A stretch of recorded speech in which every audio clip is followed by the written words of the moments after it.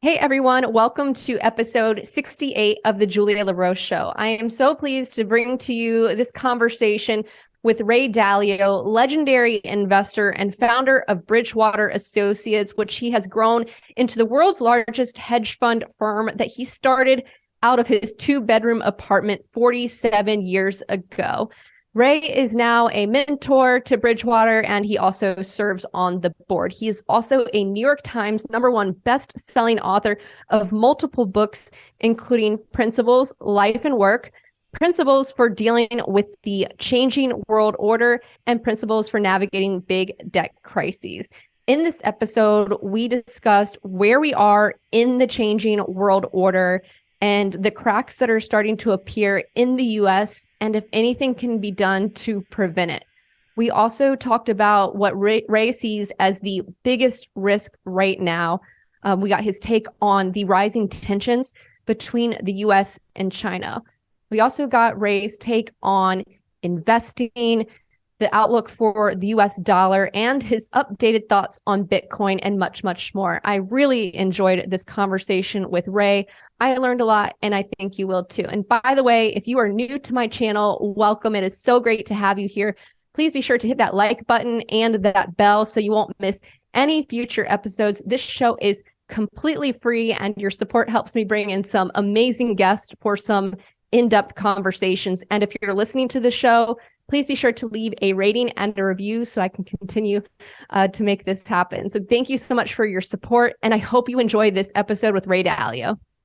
Ray Dalio, founder of Bridgewater Associates, the world's largest hedge fund, also the author, I should note, the #1 New York Times bestselling author of multiple books, including Principles, and one of your newest ones, Principles for Dealing with the Changing World Order, Why Nations Succeed and Fail. Ray, it is so great to see you, and it is so great to have you on the show. Welcome. And vice versa. I'm so happy to be here. Well, Ray, the last time we spoke was back in 2020, and I feel like a lot has changed. And of course, reading your book, The Changing World Order, you can see how prophetic a lot of the content that you put in there is. So I was kind of hoping we could start with the big picture, the global macro view for you today. Yeah, it's like watching the same movie happen over and over again when you read histories. So I learned in my life that many of the things that surprised me didn't happen in my lifetime, but they happened many times before. And there were three big things that are taking place, big forces that are happening in our lifetimes that happened many times before. And they are the creation of an enormous amount of debt and the printing of money to service those debts. And so the economic consequences, inflation and what it means for growth and tight money and all of that. The second is the levels of internal conflict are the highest since the 1930 to 45 period and other times before. Lots of internal conflict, the emergence of populism of the left and the right, the largest wealth gaps since the 1930 to 45 period. And so a lot of internal conflict fighting, populism on the left, populism on the right, that's threatening to our system. And number three is the external conflict, which some people call, the great powers conflict, the rising of a great power to challenge an existing great power and to challenge the world order. The way it works is you usually have a big disagreement, you have a fight, you have a war. The winners of the war create the new system, the new order. And that happened in 1945. And then they're a dominant power and they sort of set the rules. And then there's the emergence of the other power and that conflict. And so those three things, each one of them, the last time they happened in this magnitudes was 1930 to 45. And when they come together like that, it's sort of a perfect storm. And so I needed to study what happened before. And because these rises and declines take place on average about 75 years, give or take about 50. I mean, these ups and downs. I needed to go back about 500 years and watch them. And I watched the same thing happen over and over again for the same reasons. And I also paid attention to two other big influences. So let's call it the fourth influence is the impact of nature. Droughts, floods, and pandemics have actually killed more people than wars and toppled more governments and systems. So they are a big influence. So something like climate change and what we're seeing is a disruptive influence. It's a costly and disruptive influence. And then number 5 is the good one over long periods of time, which is the inventiveness and doing things better, creating inventions, particularly technologies, which has meant that life expectancies have increased, per capita income has increased, and so on. And so when we look at that, we see those 5 big forces are driving everything. And so that's that dynamic. Now, we could talk about each one of them, but we also, and when we do, but we also have to remember that they affect each other in a mutually reinforcing way. Wow. That was a fantastic first answer. And just to recap, I heard you talk about the 5 most important drivers, just for the folks recapping here, the debt money economic dynamic, the internal conflict dynamic, the external conflict dynamic, acts of nature that you mentioned, also human invention and technology development. Ray, when you kind of look at the body of work that you put together in the Changing World Order, publishing it in 2021, and here we are in the second quarter of 2023. Are you more worried now than when you put out the book? It's tracking the typical cycle. And that's why I really want to draw attention to it. In order to draw attention to it, there's the book, but there's also a free video on YouTube called The Changing World Order, and it describes it. But it lays out the cause-effect relationship. So it's like a disease, and there are these stages, cycles, and we're in stage 5. So it continues to track that, and we should get specific about that. What I mean, for example, if you want me to delve into them, I'll. Oh, yes, please. Okay.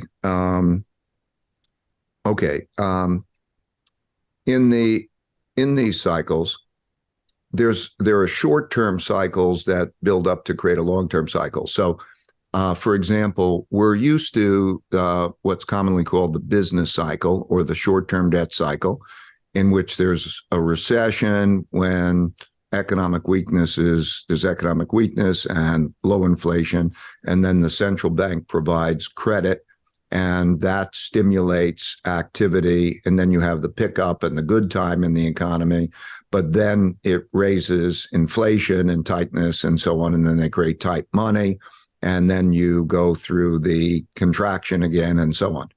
So since 1945, there have been 12 and a half of those cycles. On average, they're about 7 years long, give or take about 3 years.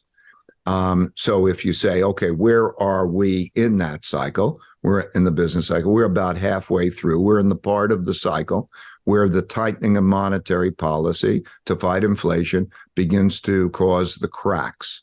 And that's where we are. Okay, now those add up to a big cycle, because debt rises relative to incomes through that, because everybody wants the higher up. And so they just keep doing that. And so we have a lot of debt assets and debt liabilities.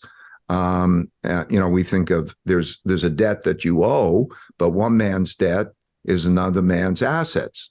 And so you have to keep interest rates high enough that it compensates for inflation for holding it. Because if you don't, nobody's going to then want to lend, and you have a problem. But you have to have interest rates not so high that they crack the economy. And so when you have debt, a lot of debt assets and a lot of debt liabilities, having that balancing act is not easy. And so because we had the imbalance, the central banks of the world had to come in there and be buyers. They had to print money and buy that debt to make a balance at an acceptable interest rate. So we have that problem. That produced inflation, and we have the financial problem. Now that's connected also to what's happening in the world order, because the United States and China, most importantly, are approaching a war, the greater risk of war, and also Russia is in that. That there have been, supply lines, supply chains have been broken, and supply lines and so on, and that has worsened this set of circumstances for reasons having to do with geopolitical and so on.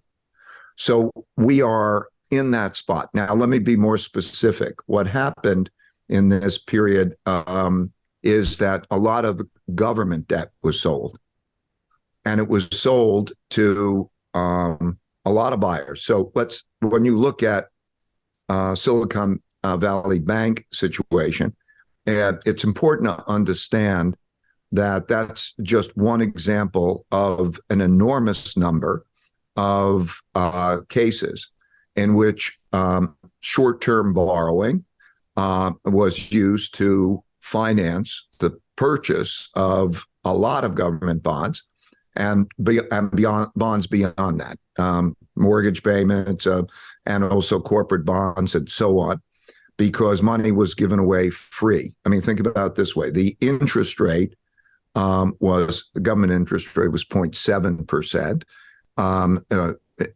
Low grade credits were about 3.5% interest rate, but they also had interest only loans. So it meant you really didn't have to pay hardly anything to get money. So we have all of that debt and now the government bonds have gone down, and it's funded by short-term debt, which the cost of money has gone up. Now, that's not just banks. That's not just the United States. That's a world phenomenon. It existed in Europe because the central banks there in Europe provided money like that. Imagine they created negative interest rates for money. So how does somebody make money holding a bond that has a negative interest rate? The way you do it is you have a more negative short-term interest rate that you borrow to fund it. And so that's what went on, and that's what we have. So if you look at, let's say, if you marked to market the bonds that at existing rates, you have a lot of terribly financially hurt, negative net worth entities around the world. The world is leverage long. So we have that dynamic going on at the same time as we have the other things that I was referring to. So that's the financial dynamic. Yeah. On that, you're mentioning like cracks starting to appear. And I know you wrote a piece about Silicon Valley Bank's downfall being the canary in the coal mine.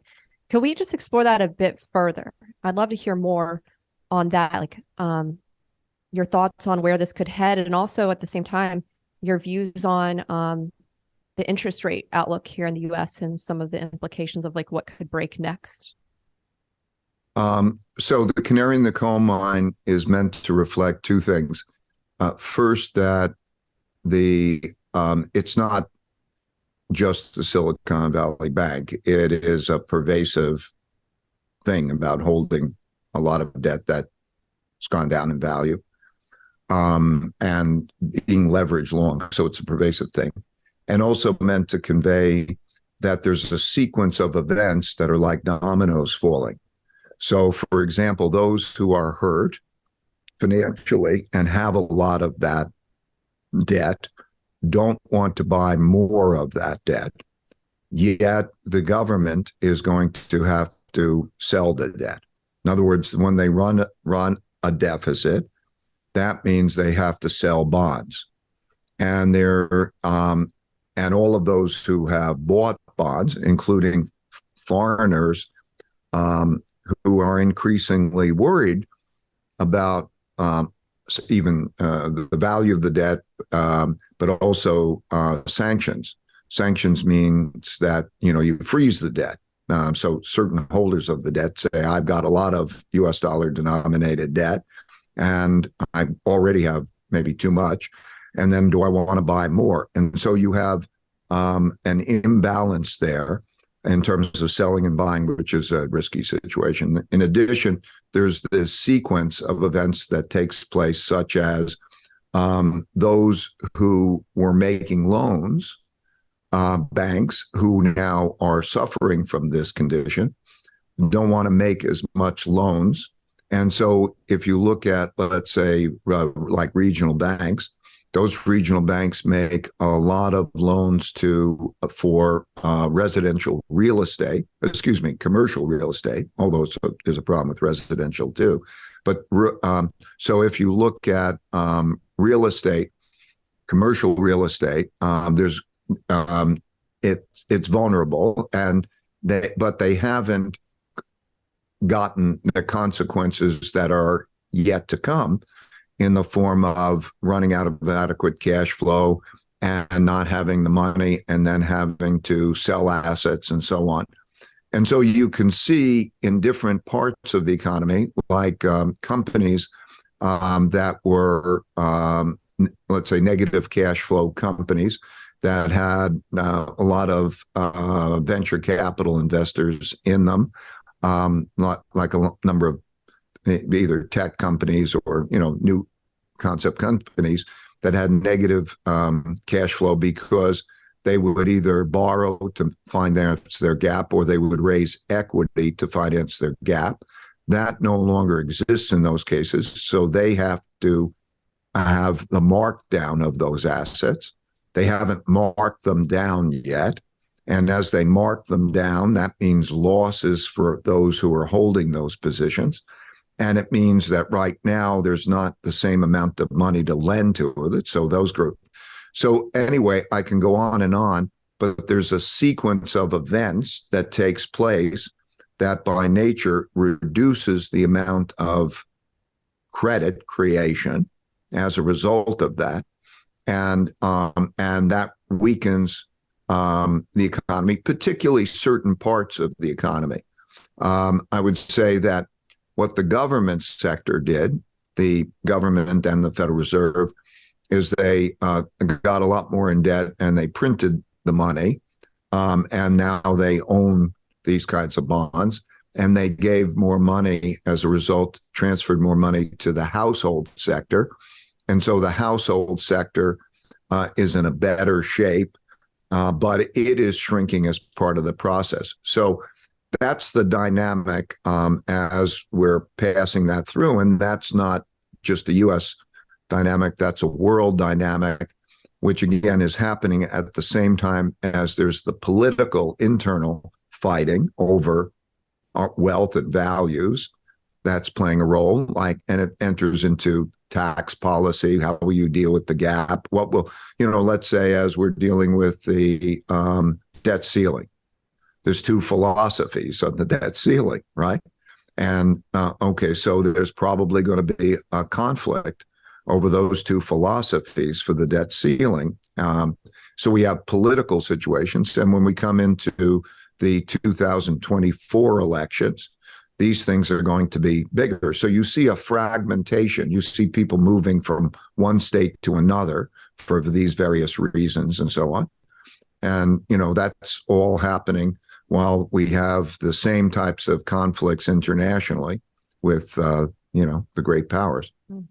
So it's like that confluence of these forces. And Ray, you mentioned earlier, and I just pulled up in your book too, you mentioned that we in the internal cycle are in stage 5. There's 6 stages, and I'm looking in the book. Stage 5, when there are very bad financial conditions, which I think you covered nicely, and intense conflict.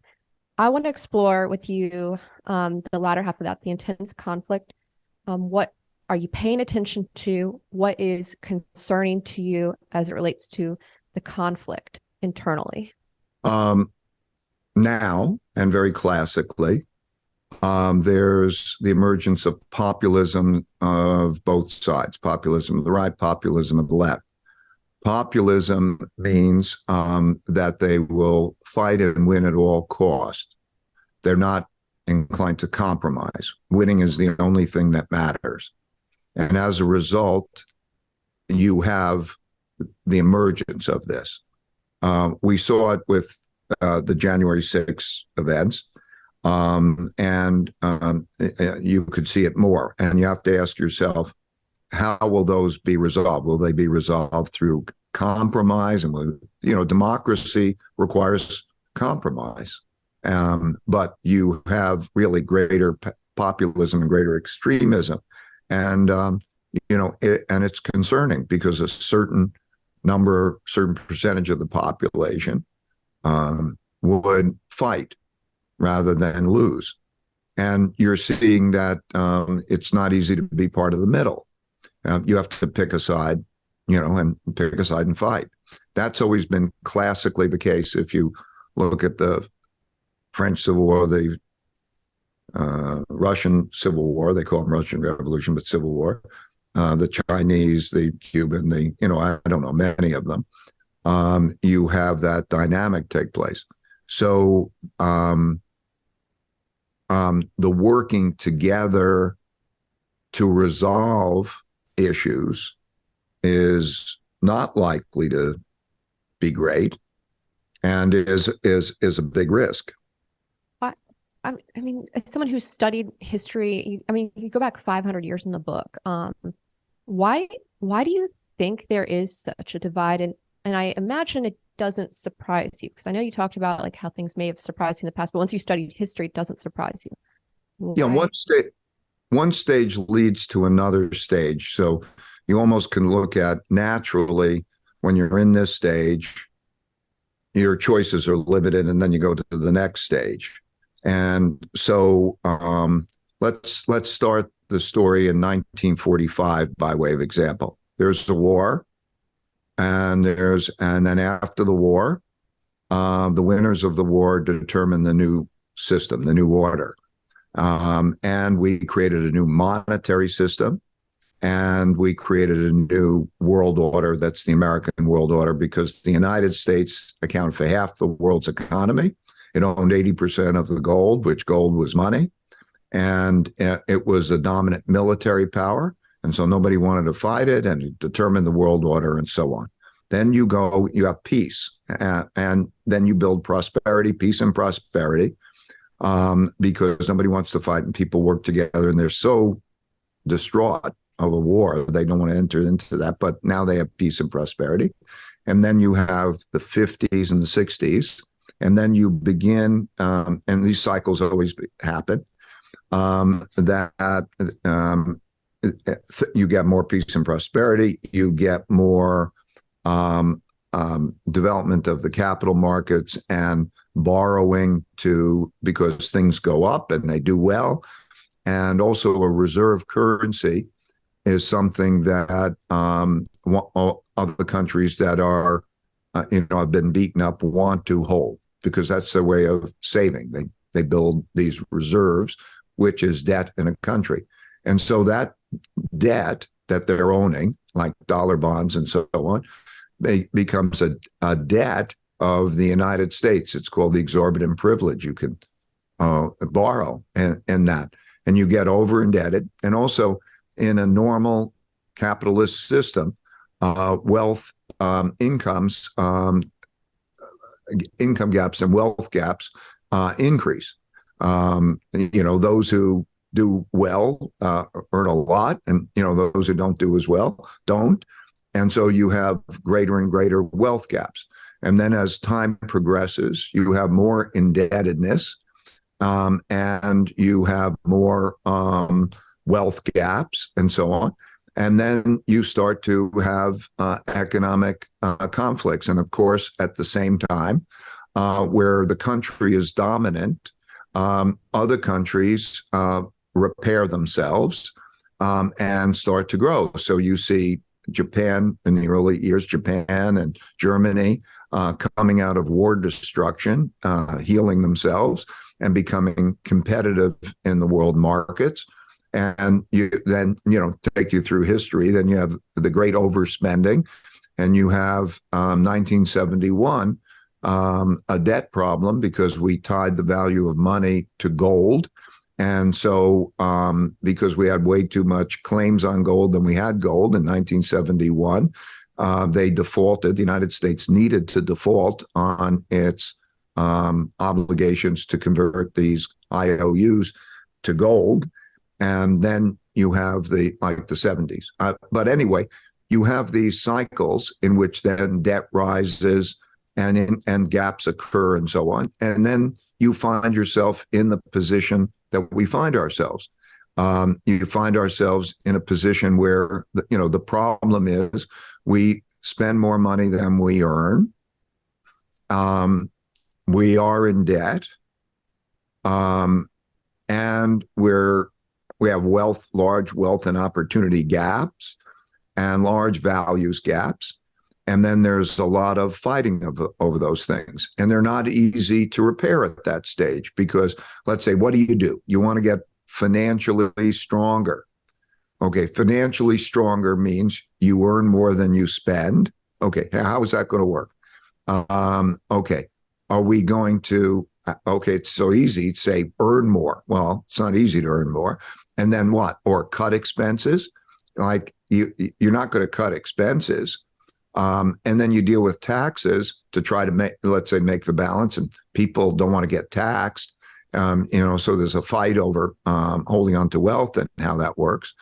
And then you have this polarity, and you say, well, you have to have this problem dealt with in a united way, smart, united way to make the difficult choices. But it's very easy to say, but you have that fragmentation. So what we need, of course, is, and I'm saying, okay, that's internally. Then you have the external part of that in that dynamic where, you have a rising power and they believe, that they have rising power and they have rights. And then you have less control by the dominant power.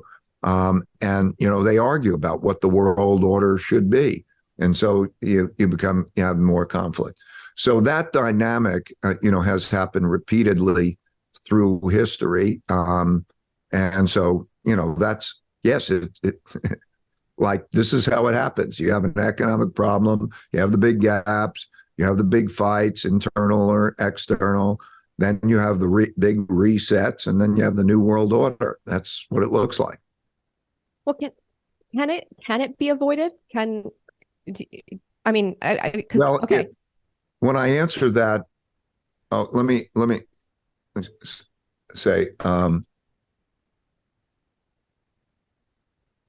it's difficult because you have to do what you need to do given your circumstances. So it might be like somebody later in life who has smoked too much, who has,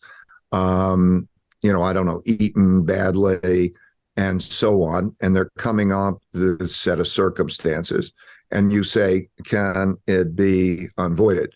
So there is certainly better and worse things to do, like the capacity, if we can work well together, if we can work well together in a united and calm way to do the smart things, we can make this go all right. It would be fine.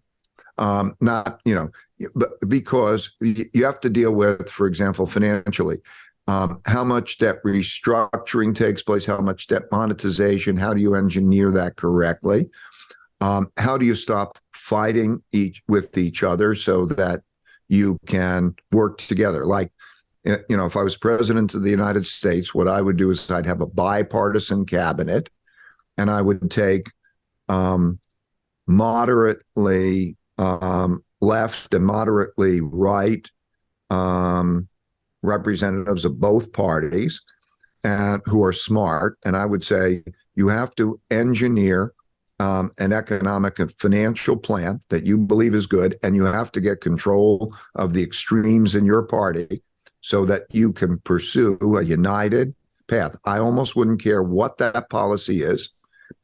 just as long as it's done smartly and in a bipartisan way. And then you would have to do the same internationally. Okay, like how do you deal with the awkward issues, like that you're dealing with, such as the issues that we're dealing with China. So you'd have to have that kind of behavior. You could say, if we do that, like I have a principle: if you worry, you don't have to worry, and if you don't worry, you need to worry, because if you don't worry, if you worry, you'll probably avoid the thing you're worrying about and I hope we can make that clear that we should worry, and here's what it looks like. And then maybe you go less to the brink and you try to work it out. If we don't worry about it, I think we're going to be in a problem. So I think from a very practical point of view, you have to ask yourself, what are the probabilities of us doing those things? And there are better things that we can collectively do. And then individuals themselves have to know, how to take, they may not be able, we collectively may not be able to handle these things very well. And how do you protect yourself? What do you do individually? Mm-hmm. And speaking of worrying, you brought up geopolitics, U.S. China, this dynamic.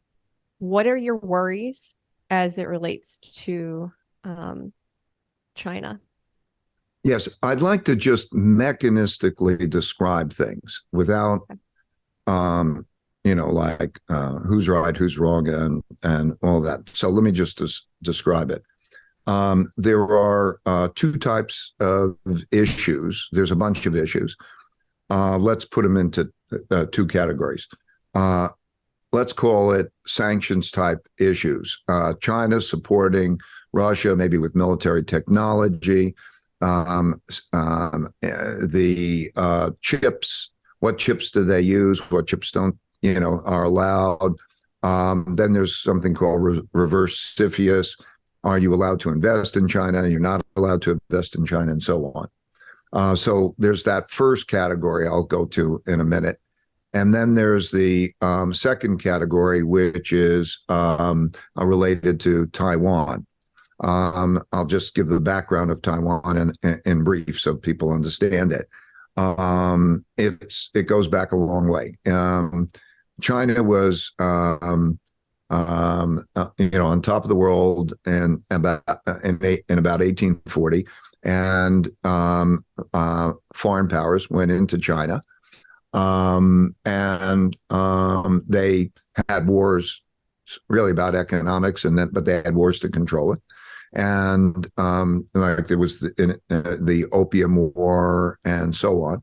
And as a result of that, one of the foreign powers came in. One of those was Japan, and in 1895 took control of Taiwan.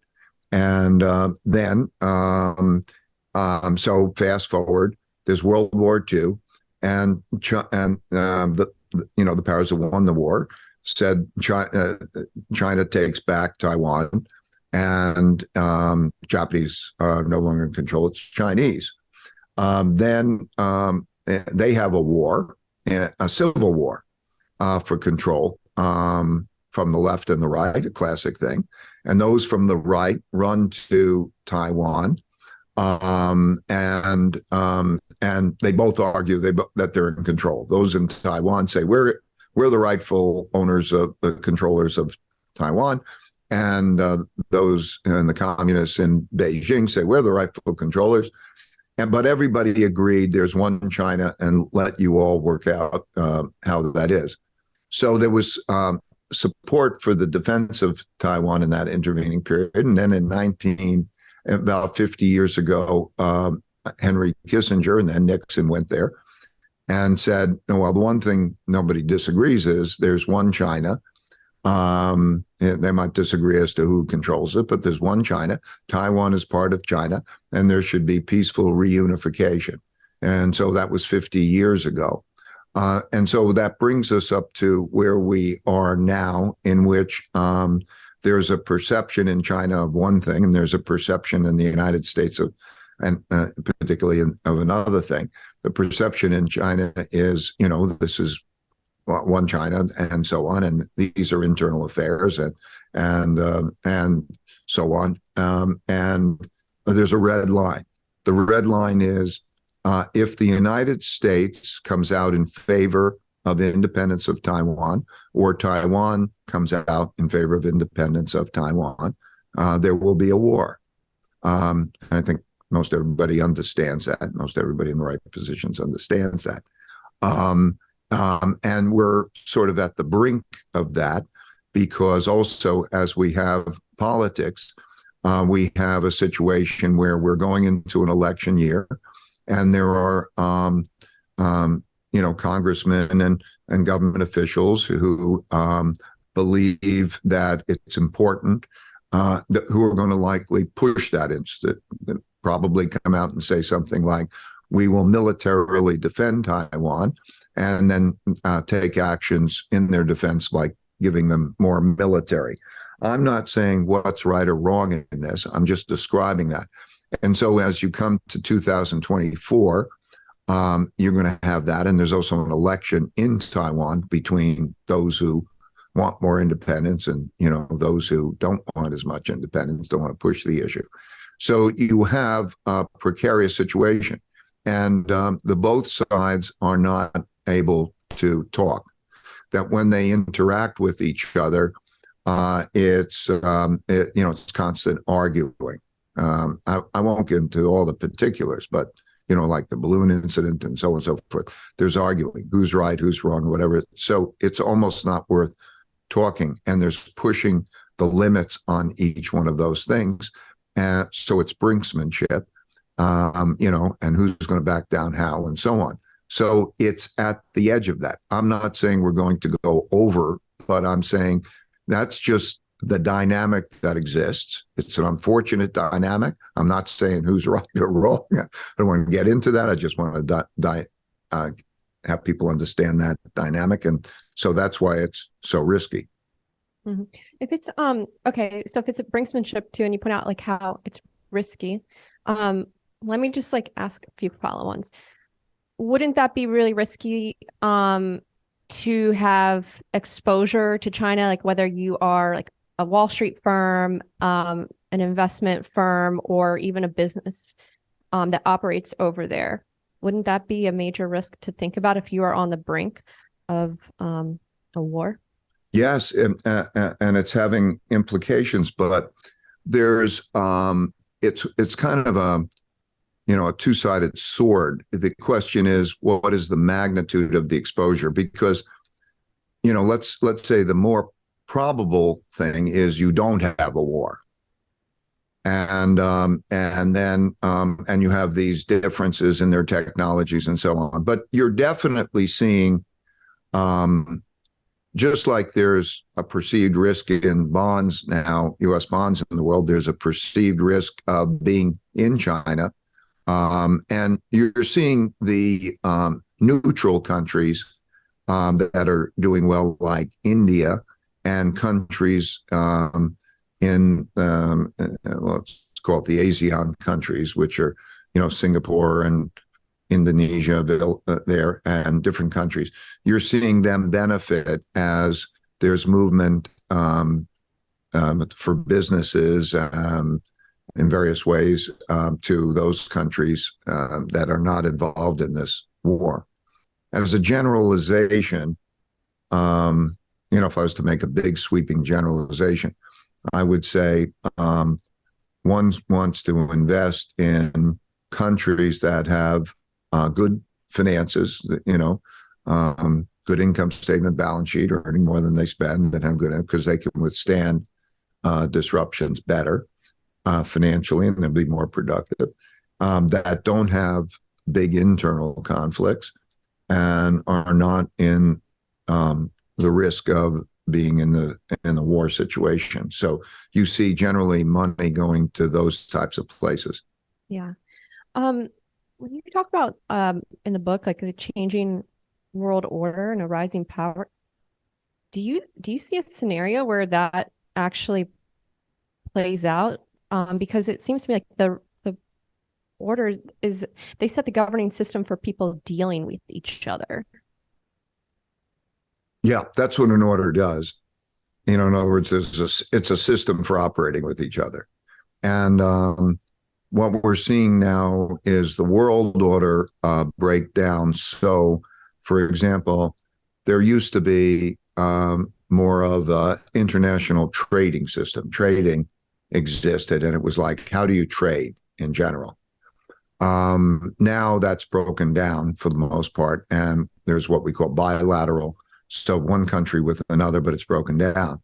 If you take the development of technologies now, for example, one would like to be able to have a system for creating an agreed upon system of creating orderly management of technologies and so on. Yeah, otherwise you have a chaotic system.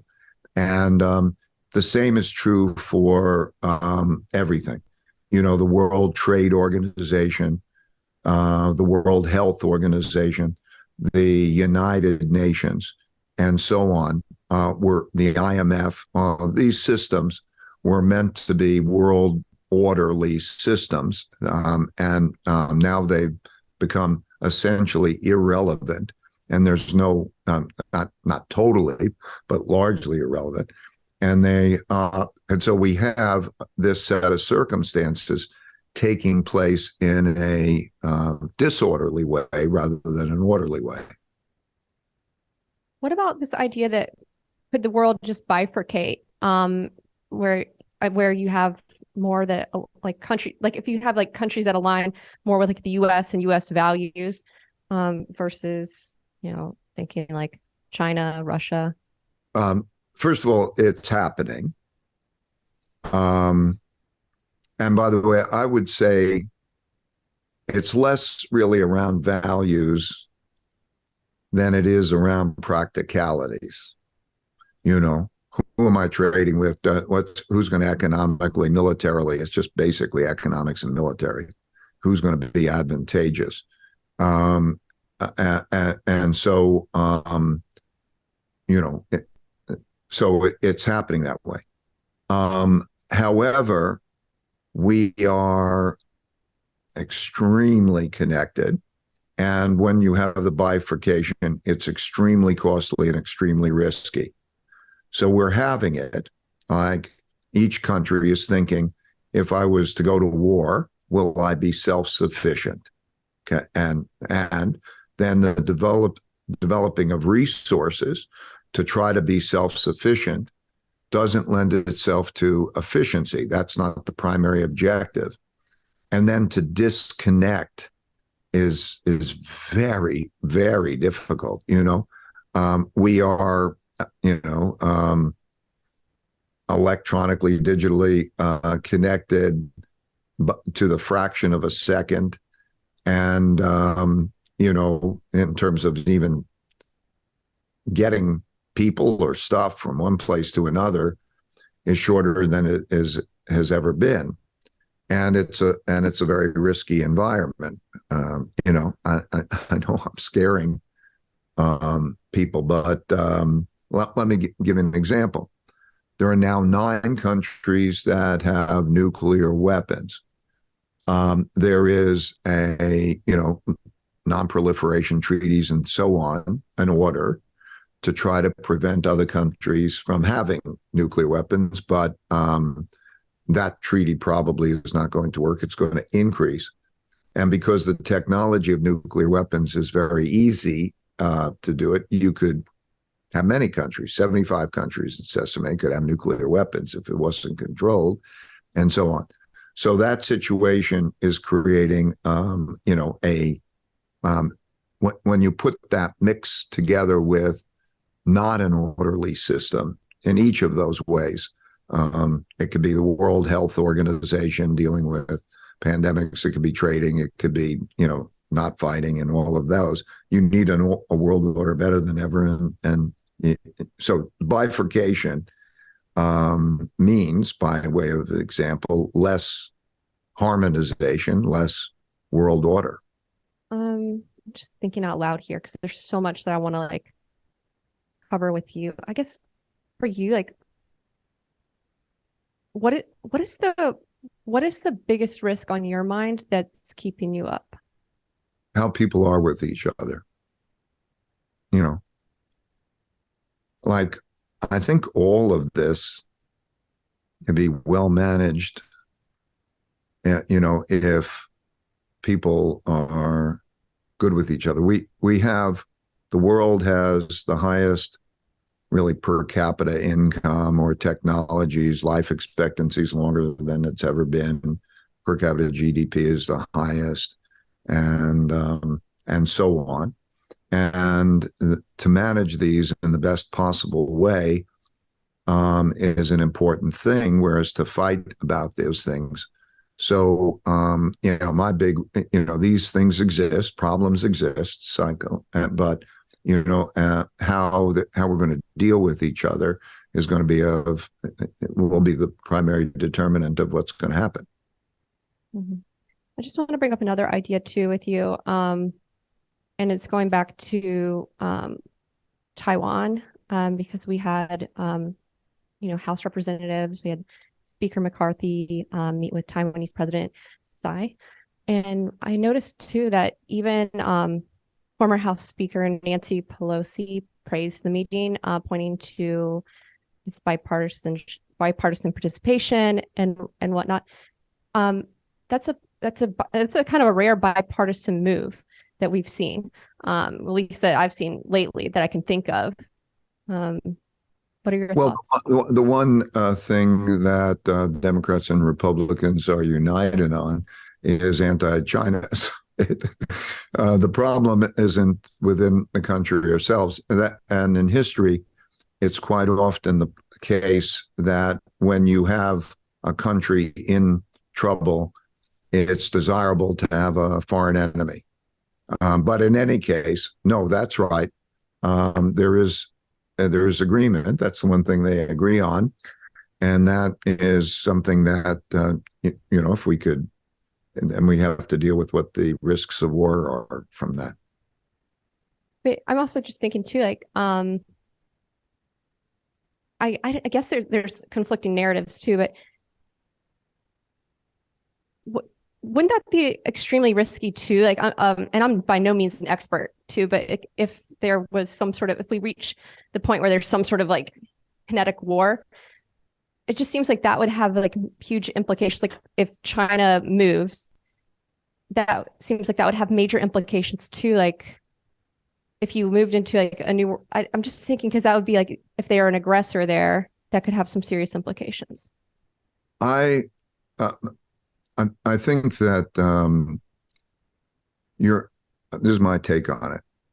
I don't think you're going to have the Chinese be an aggressor in Taiwan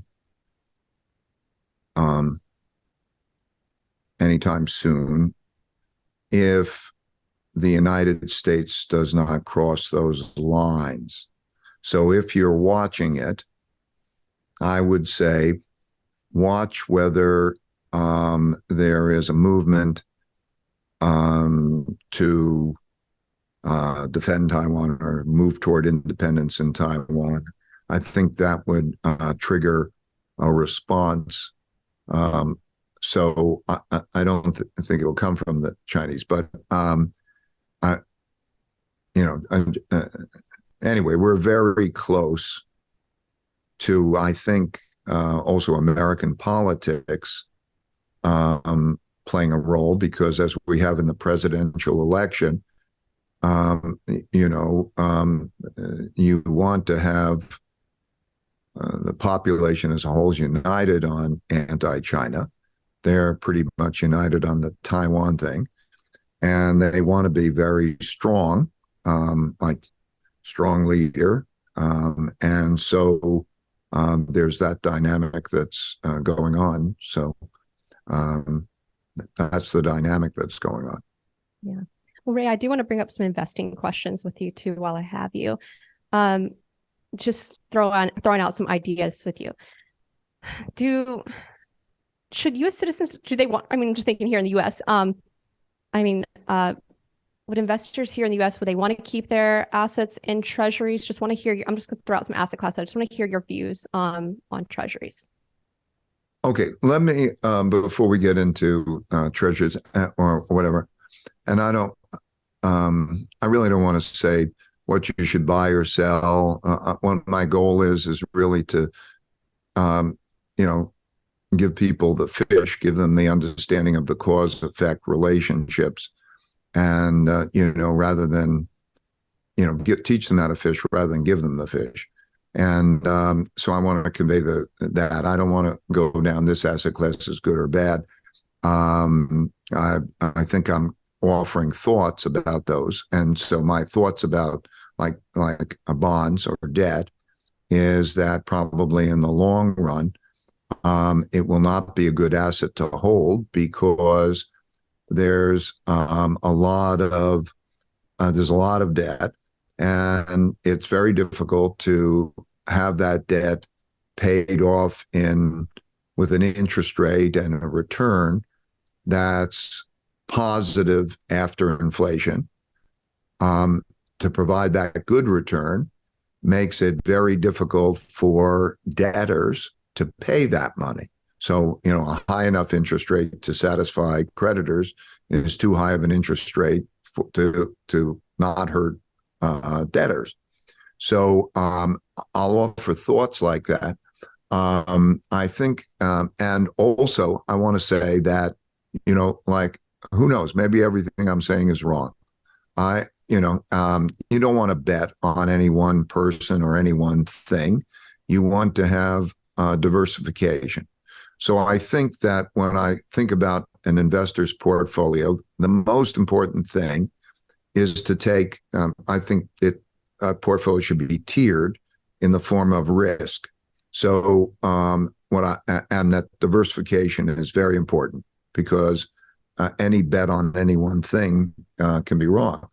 And so I think that first tier of saving should be based on, am I going to have enough money, enough buying power for my needs? And that tier should be well saved and almost have it diversified, well diversified in good things. So things that do well when conditions improve, like, the stock market and so on, and do well when things do badly. That might be gold or, others, think about that. The way I like to think about it is there are two main drivers and they can go up or down, and the markets reflect those things. So if you think about what are they? Inflation and growth. And and then inflation can rise or fall, and growth can rise and fall.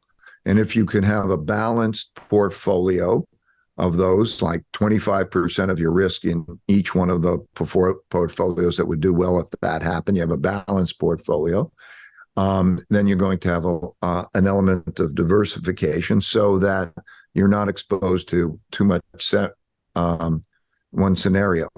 And once you've got that portfolio established, so you can think, how many weeks, months, years can I live if, on that? And so you have your safety bulletproof portfolio that, but it can't be in cash. Like people think, cash is the least risk investment because I hold it and it doesn't go up and down, and I receive my interest rate. Well, it depends on the interest rate that you have in relation to the inflation rate, because otherwise you can have a bad result because of inflation. So you have to think about it in real buying power, and you have to have it as a diversified portfolio.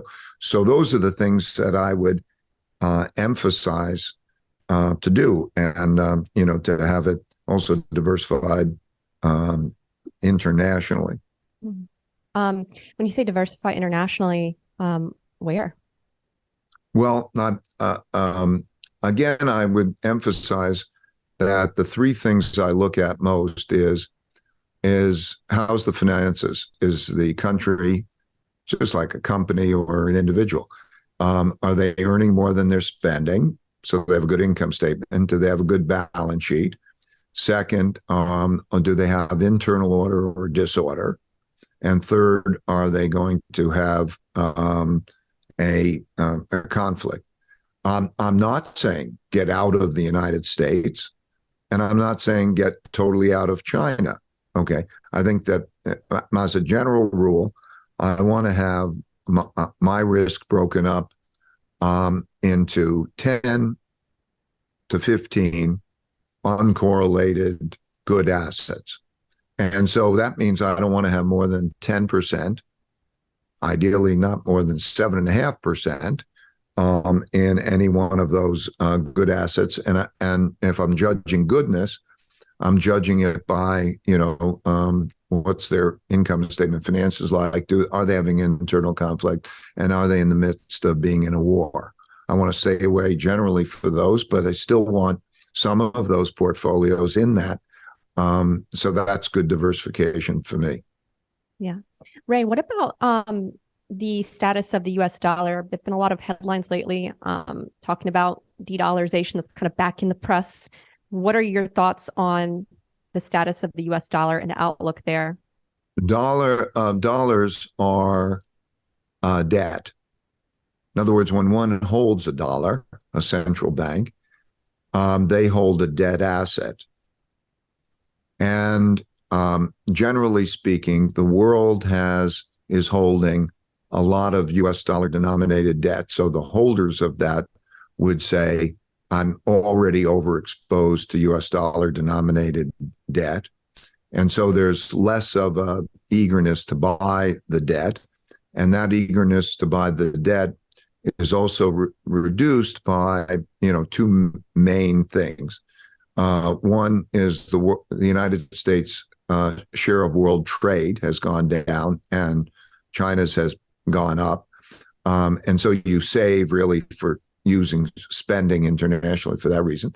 And then also sanctions have increased the perceived risk that those debt assets can be frozen in the way that they've been frozen for Russia.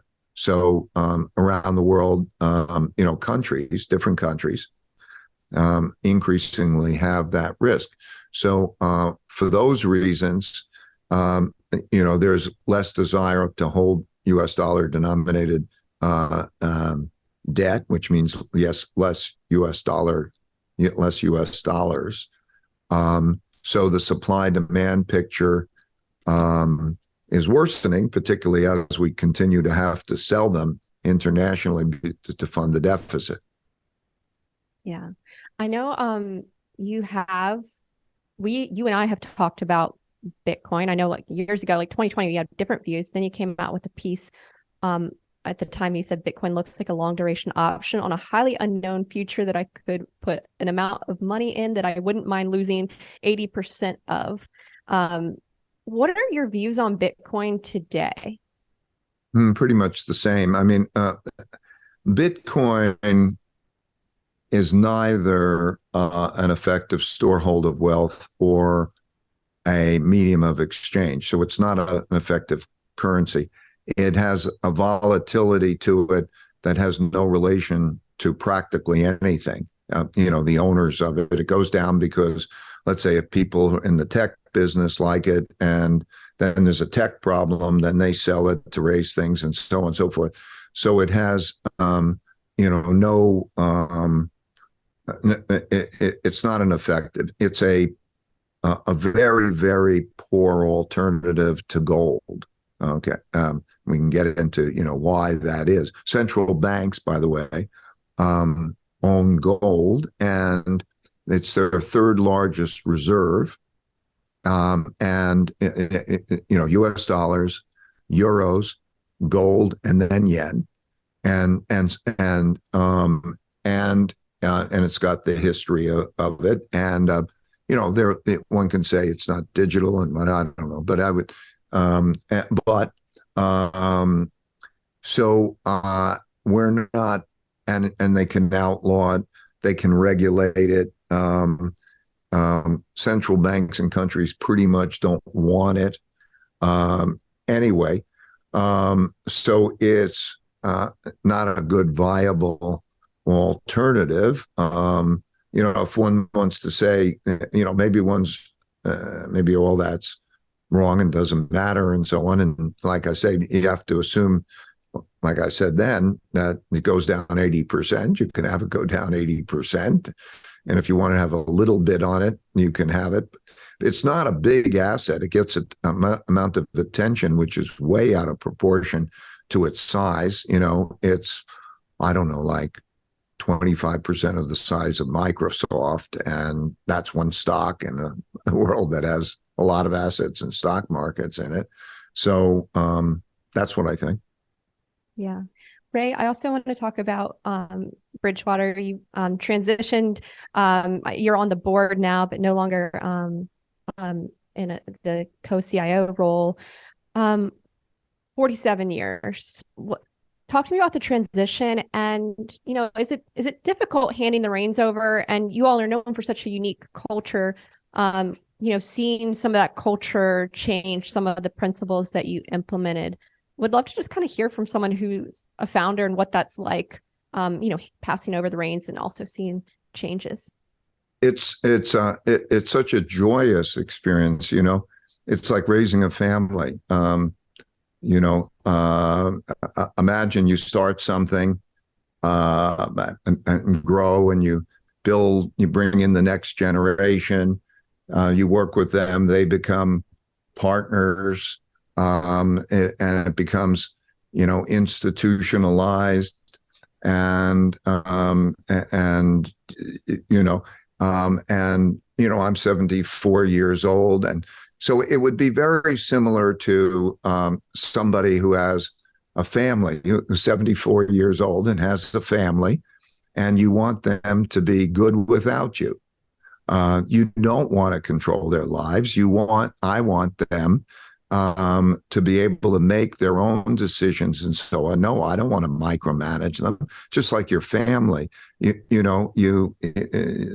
feel that we made a great culture, an idea meritocracy in which the goals are meaningful work and meaningful relationships through radical truthfulness and radical transparency. And that's basically it. And I wanted that, and it's worked for us. And we've had excellent performance for clients and everything. So it's been a beautiful journey. And now it's in their hands, and that's beautiful. So I'm very, very pleased. That again, I emphasize. It's just like your adult kids. You wouldn't want them to follow everything that you do. You want them to make their own decisions, and just be well. And I don't have a monopoly on how to make decisions and be well. Don't follow my instructions or anything like that. Just, do the best. And I'm now in that new phase of my life, and I like the fact that I can be a mentor. Be a mentor if they want me to be a mentor. I'm still as engaged in the markets and everything as I've ever been. I have a great research team, and I love the game. I love what I do. I started when I was 12. I'll continue it till I die, and so I'm real happy. I love that. Well, Ray, I've really enjoyed having you on the show. If you don't mind, let folks know where they can find you, read more of your work. And if you have any parting thoughts, anything that's top of mind for you that we didn't bring up in this discussion that you'd like to share, please take a moment to do so. Well, I think you covered everything very well. I'm 74 years old, and at this stage of my life, I want to pass along whatever I have that's of value to others. So that's my goal. I have written the books, and I've done for each one of them a brief video. There are 3 videos: how the economic machine works in 30 minutes. I'm happy to say that well over 100 million people watched it, and it helped. The principles for success, and then also the changing world order. They're all on YouTube. If you're interested in learning about those paths, you can, go there. But in any case, I think you did a really good job of allowing us to have a good conversation or convey these thoughts for people to take or leave as they like. Yeah, well, there's certainly a lot to discuss, and I appreciate you being so generous with your time and your ideas. Ray Dalio, founder of Bridgewater Associates and author of multiple books, Principles for Dealing with the Changing World Order, Why Nations Succeed and Fail. Go pick up a copy. I highly recommend it. Ray, thank you so much. Thank you, Julia. It's a pleasure.